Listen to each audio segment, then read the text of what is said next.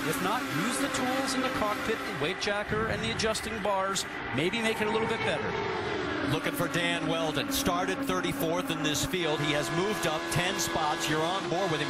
And one thing he was worried about going into this race was all that dirty air created by 34 cars. But right now, the position he's in, he actually has a small advantage because everybody else is opening the air up in front of him. And he, oh, here we go. Trouble contact and a huge crash.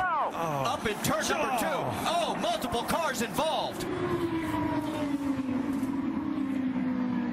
Oh, my. It looks like Dan Wheldon may be involved in it. And Eddie, you and I spoke about this morning on the drive-in. Just this amount of cars, the speed, just the chance for what they call the big one. And what happens in conditions like that, when you're, even if you're 300 yards behind that, you cannot stop these cars. The only option you have is to try to avoid it, and it was impossible to avoid anything there. And you saw willpower. His car involved as well. My. What a mess. That's Townsend Bell that was, I think his car was up on its side there, the 22. 15 there of Jay Howard. An additional entry. Excuse me, is that the 19 or 15? I can't see with the sun shining there. Some of the car is broken. They're showing that as Alex Lloyd, the 19. It's the 15 of Jay Howard. Yes. One of the cars actually flew for about 200 yards in the air.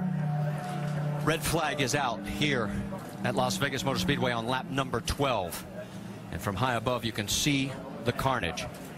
We talk about the car going through the air. Eddie, you know that these cars run so low down to the ground. We mentioned before, we saw them hitting the ground and sparking, that anything underneath the car, underneath the floor, underneath the tub, really just gets the air underneath the car itself, and up it will go. We saw J.R. Hildebrand out of his car. There is Dario Franchitti. Somehow he managed to get through the carnage, but Sure, guys, I mean, there's just nothing I can do. willpower did not. 10-4. They are going to stop you at pit lane on the right-hand side. They want the drivers to stay in the cars.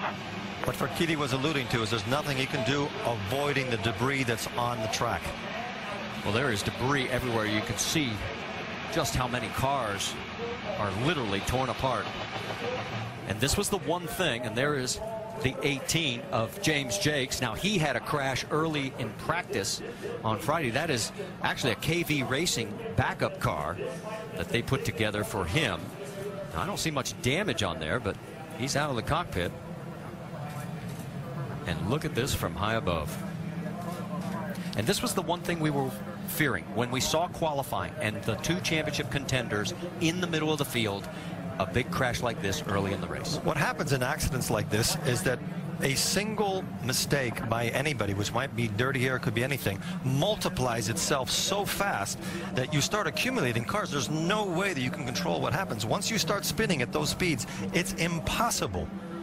It's impossible to solve the problem. And when we were watching that, Eddie, I'm not sure that anybody made a mistake, because I started to see some sparks. I was wondering if actually there was a suspension failure or a failure on a car, and the sparks I saw, and then all of a sudden people started to collide with each other. So not sure if it was a driver error. There's Paul Tracy to the right there.